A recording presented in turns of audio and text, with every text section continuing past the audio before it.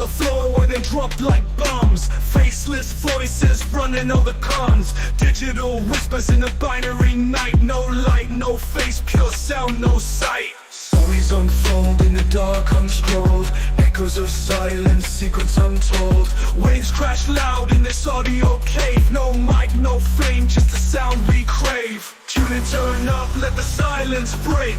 Raw, unfiltered, hear the earthquake. No mic needed, just a vibe that's real. Faceless words you can touch and feel.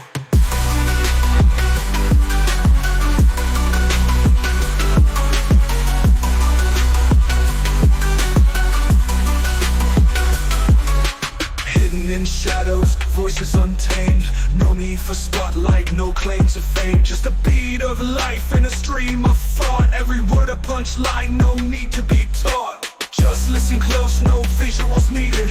Raw conversation, unprocessed, unseated. Feel the pulse in every sentence said. No distractions, just thoughts in your head.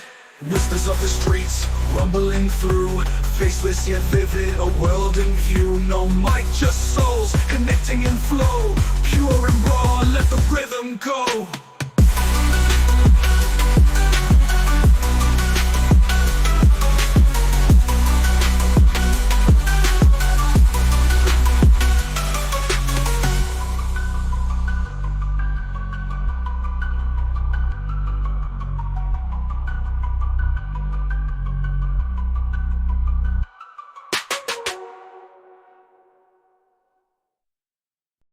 Now the identification of individual sounds by phonetic observation is an artificial way of proceeding. Roman Jakobson. Roman Jakobson was a really important guy in the world of language and literature. He was like a pioneer, one of the first people to really dig deep into how language works as a system. Imagine language as a big puzzle with all the pieces fitting together. That's kind of how Jakobson saw it. He was a key figure in something called structuralism, which is all about looking at how things are organized, whether it's language or even stories. He was also part of a cool group called the Prog-Linguistic Circle, where they came up with a lot of groundbreaking ideas about language. One of the things Jakobson is famous for is his idea that language has different jobs to do. Think about it, sometimes we use language to share facts, other times to express our feelings, and sometimes just to make sure the conversation keeps going. Jakobson came up with a whole system for understanding these different functions of language. He also did a lot of work on the sounds of language, how they're organized and how they affect meaning. And his ideas weren't just for linguists. They had a huge impact on how people studied literature too. He helped develop new ways of understanding stories and poems, looking at their structure and how language is used to create meaning. So, Jakobson was a real game changer, someone who helped us understand language and literature in a whole new way. Roman Jakobson was born in Moscow, Russia in 1896. Even as a young child, he was fascinated by language and literature. He loved reading Russian poets and writers, and this early interest would shape his entire life. He went on to study at the Lazarev Institute of Oriental Languages and then at Moscow University. It was at university that he really started to focus on linguistics, the scientific study of language. This was a time of great intellectual excitement in Russia, with lots of new ideas emerging in art and literature. Jakobson got involved in the avant-garde scene, particularly with the Russian futurists, who were all about breaking down traditional forms and experimenting with language. While still a student, he co-founded the Moscow Linguistic Circle in 1915. This was a group of linguists who wanted to develop a more scientific way of studying language. They were interested in how language was structured and how it worked as a system, rather than just looking at its historical development. This early work laid the foundation for Jakobson's later contributions to structural linguistics. Remarks on the phonological evolution of Russian compared to other Slavic languages 1929 is a really important work by Roman Jakobson. In it, he explores how the sounds of the Russian language changed over time, and he does this by comparing Russian to other Slavic languages. It wasn't just about listing the changes, Jakobson wanted to understand why these sound changes happened, the underlying rules and patterns. He looked at what Russian had in common with other Slavic languages and where it was different. This comparison helped him see the bigger picture of how languages evolve and how they're connected. Jakobson's focus was on phonology, which is the study of the sounds of language. He carefully examined the sound systems of the various Slavic languages, identifying the key features that made each one unique. He also showed how the sounds are connected to the meaning of words, emphasizing how important phonology is for understanding language. This work is also significant because it shows Jakobson's early development of structuralism. He saw language as a complex system, where all the different parts, the sounds, words, and sentences, are interconnected and depend on each other. He highlighted how these relationships are crucial for meaning. Roman Jakobson's dissertation in 1930 was titled Über den Versbader Serbo-Croatisken Folksepten on the verse structure of Serbian-Croatian folk epics. This work was completed at Charles University in Prague. 1933, became a professor at Masaryk University in Brno, Czechoslovakia. 1939, fled Czechoslovakia due to the Nazi invasion, initially to Denmark, then Norway, and finally to Sweden where he worked at the Karolinska Hospital on aphasia and language competence. Imagine language as a complex building. Jakobson, in his book Child Language, Aphasia and Phonological Universals, looked at this building from a few different angles to understand its underlying structure. He studied how children start constructing this building, brick by brick, learning the sounds of their language in a specific order, starting with the simplest ones. Then, he looked at what happens when the building is damaged, like when someone experiences aphasia, a language disorder often caused by a stroke. He noticed something fascinating: the damage often starts at the top, with the more complex parts of the building collapsing first, essentially reversing the order in which children learn to build it. This parallel between language acquisition and language loss led Jakobson to a powerful insight. He realized that the way language is structured isn't random. There are universal blueprints, fundamental principles that govern how all languages are built. These blueprints influence both how children learn language, the order in which they acquire different sounds, and also how language can be broken down by brain injury. It's like the building's foundation and supporting walls are the last to go, both in learning and in damage. So, by studying both how language is built and how it can be broken down, Jakobson discovered these universal principles that underlie all languages, giving us a deeper understanding of how language works and its connection to the brain. 1943, one of the founding members of the Linguistic Circle of New York. 1949, moved to Harvard University where he taught until his retirement in 1967. In Preliminaries to Speech Analysis, Jakobson, along with C. Gunnar Fant and Morris Halley, introduced a really important idea called distinctive features. Think of it like this: every sound in every language can be broken down into a set of smaller, more basic building blocks, kind of like how a complex machine is made up of simple parts. These building blocks are the distinctive features. Now, let's turn to markedness. This is a more subtle and abstract idea that relates to how sounds are organized in language.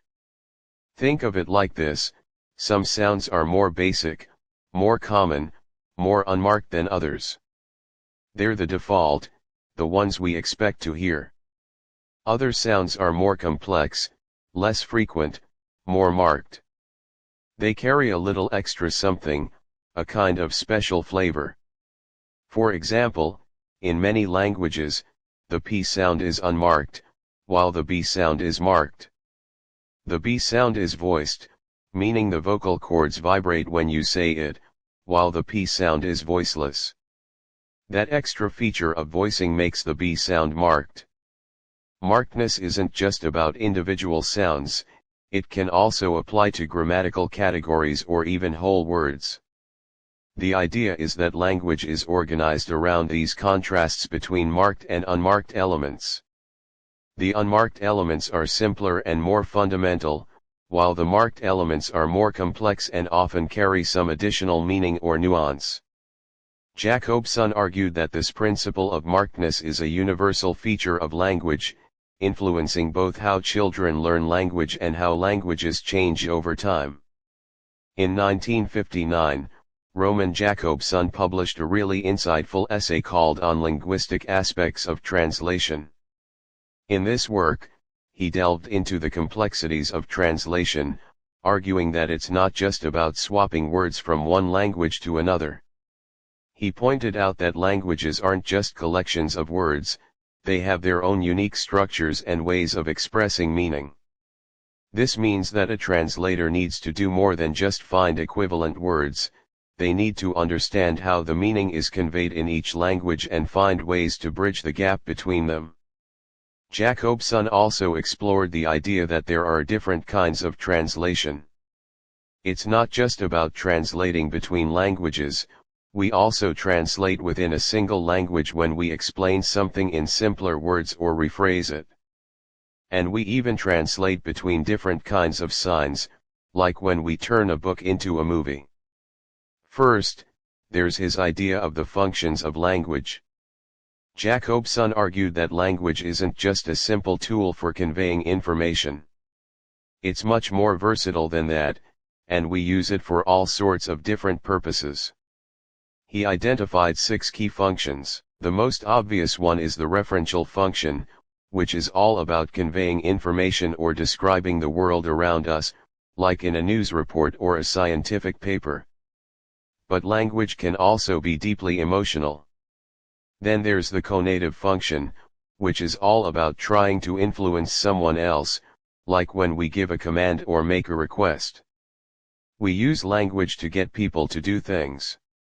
Sometimes, we're not really trying to convey any serious information or influence anyone, we're just trying to connect with people, to show that we're listening. That's the phatic function, like in small talk or greetings. Language can even be self-referential. The metalingual function is when we use language to talk about language itself, like when we discuss grammar or define a word. Remember that the pharynx is at a crossroads from which leads off, at the top, the passage to the mouth cavity and the passage to the nasal cavity, and below, the passage to the larynx. Roman Jakobson. Over a period of more than 2 decades, from 1962 to 1985, Roman Jakobson's vast and influential body of work was compiled and published in a monumental 9-volume collection called Selected Writings. This wasn't just a random assortment of his papers, it was a carefully organized presentation of his thinking across a wide range of subjects. The sheer scope of these volumes demonstrates the breadth of Jakobson's intellectual curiosity and his impact on various academic fields. The first volume focused on his groundbreaking work in phonology, the study of sound systems.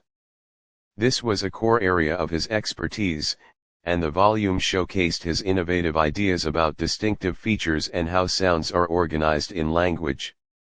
Later volumes delved into the intricacies of words and language, exploring their structure, meaning, and use.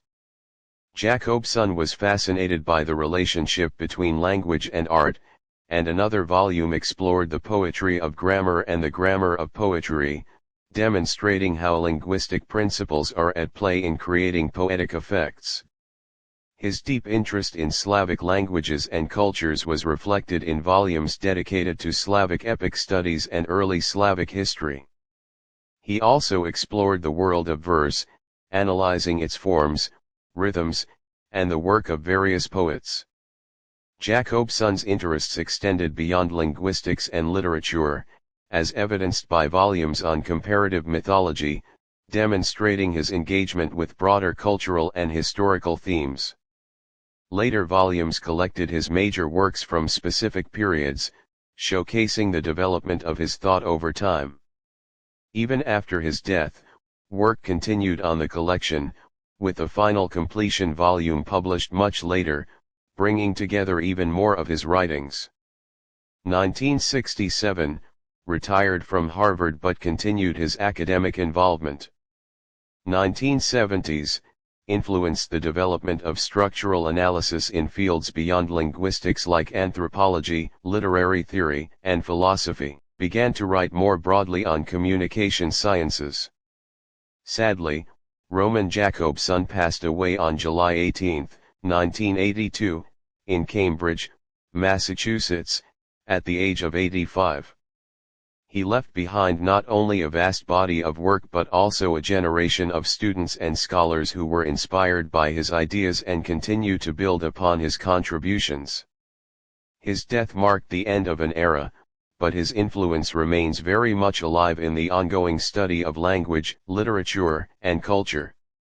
Semantics, or the study of meaning, remained undeveloped, while phonetics made rapid progress and even came to occupy the central place in the scientific study of language. Roman Jakobson.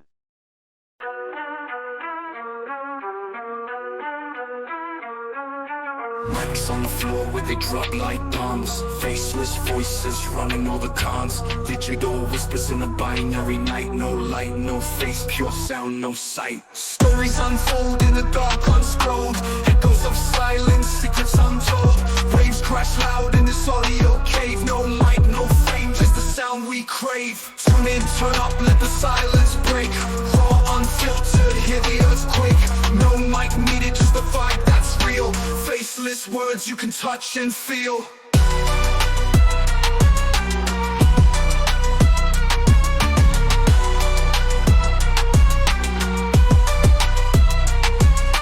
Hidden in shadows, voices untamed. No need for spotlight, no claim to fame. Just a beat of life in a stream of thought. Every word a punchline, no need to be taught. Just listen close, no visuals needed. Raw conversation, unprocessed, unseated. Feel the pulse in every sentence said. No distractions, just thoughts in your head. Whispers of the streets, rumbling through. Faceless yet vivid, a world in view. No mic, just souls, connecting in flow. Pure and raw, let the rhythm go. Pure and raw.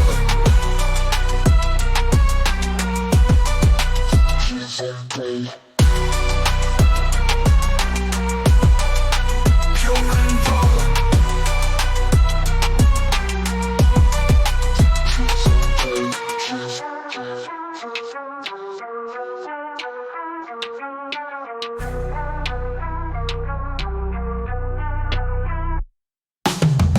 Turn up, let the silence break. Raw, unfiltered, hear the earthquake. No mic needed, just the vibe that's real. Faceless words you can touch and feel. Tune in, turn up, let the silence break.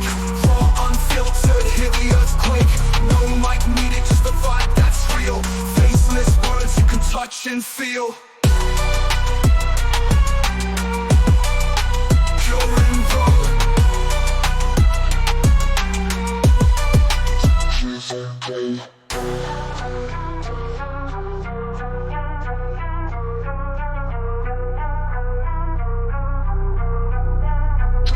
Okay.